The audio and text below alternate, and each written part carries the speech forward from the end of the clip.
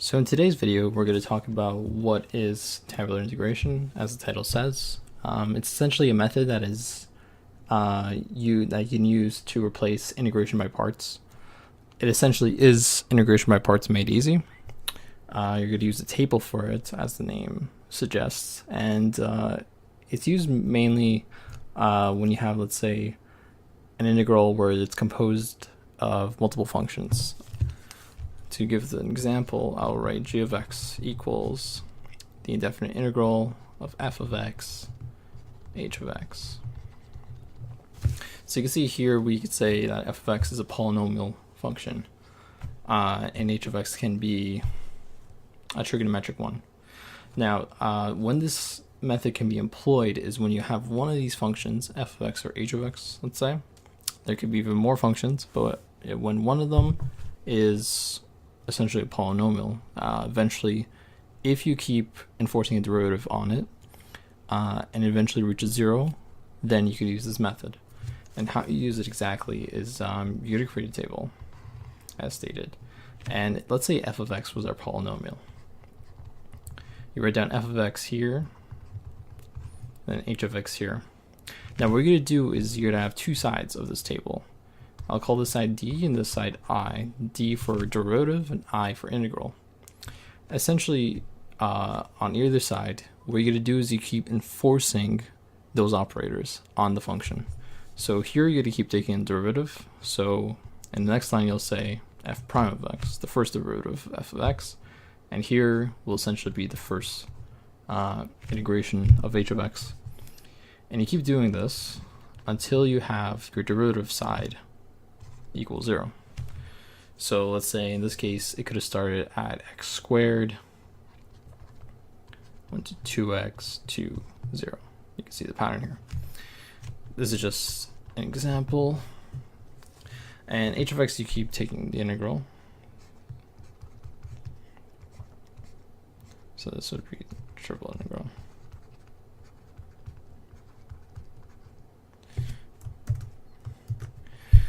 So now you basically draw a diagonal line from the derivative side downwards onto the integral side.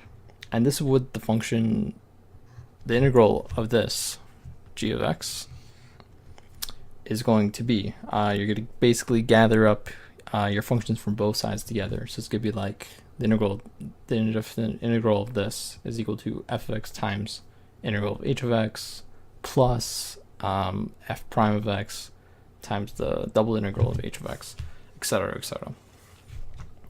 To illustrate this more clearly, I'm going to give you an example. So let's say, we have the indefinite integral x squared sine of x dx. Now this is basically an integration by parts method that you can use. So what we do, we draw our table. We have d and I. We write down our functions. We recognize that the x squared, or the polynomial part, is the one that eventually reaches 0 after you're enforcing a derivative on it. So we write that on the d side. So x squared goes here. So this is similar to what the example was above. So now I take a derivative of this, 2x, 2, and 0. Integral sine of x is negative cos of x. Integral of negative cos of x is negative sine of x. Integral negative sine of x is positive cos of x. Now, one more thing I forgot to mention in the above example is that you're going to put alternating signs starting from positive on the d side. These will be multiplied onto the terms. So now you can draw your diagonal lines, just for the sake of reminder as to which terms are being collected together. So we have this essentially. So our integral, so I'm going to drag this up a bit, is then equal to x squared cos of x. But there's a negative there, so negative. So then plus minus 2x times negative sine x, that makes positive, plus 2 cos of x. So this is our integral essentially, using integration by parts through the tabular integration method. So it makes your life much easier, especially for larger examples. I guess everything is done almost at once in a way, and you just gather the terms. And as a reminder, yeah, you use this when you have one of the terms, essentially a polynomial, so one of them has to reach 0 eventually, and then you can employ this. To do a second example, let's say I'm going to do, I'll call this f of x this time. It'll be indefinite integral of, say, x cubed e to the 2x dx. Oh, and one more thing I sort of forgot to put is a constant here, because since this is indefinite integral, we have to include this constant c into this integration. All right, so now moving this down.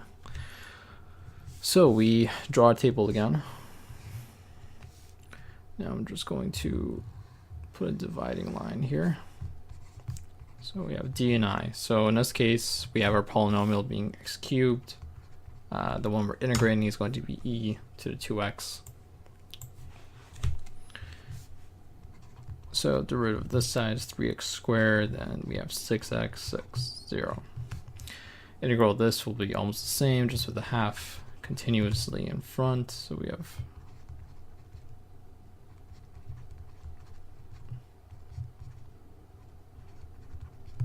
all right, so now we put our alternating signs,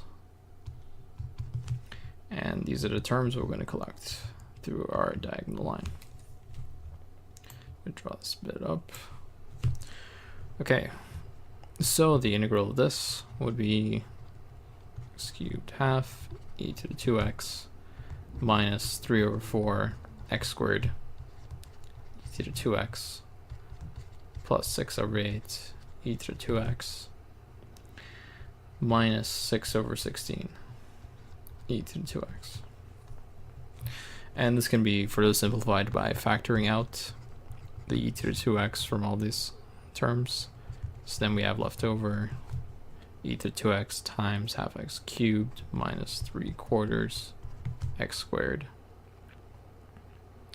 plus this reduces to 3/4. Sorry, there's actually an x there. Forgot to mention that. And minus, which comes down here, and this simplifies to minus 3 over 8. And of course, plus c, our constant.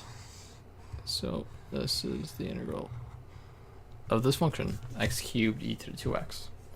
Now, so as stated before, the main conditions for this is that you have one of the multiple functions of this integral be a polynomial, because since polynomials all reduce to 0 after enforcing a derivative on it. The other one is you have the function that you're integrating be actually integrable. One instance of this would be, let's say you have, I'm going to call this third one h of x. I'll say when you can't use this, say we have x squared e to the x squared dx. So this, as some of you might know, is the Gaussian integral. Now this actually has definite values from, let's say, like -infinity to infinity, or rather 0 to infinity. There's solutions to this, which maybe I'll post in another video. But right now we're just concerned with the indefinite integral. This Gaussian portion is not integrable, so you wouldn't be able to use this method here. But for any other case, it's basically make sure one of the functions is differentiable to 0 and the other one is actually integrable. And that'll be it for today's video.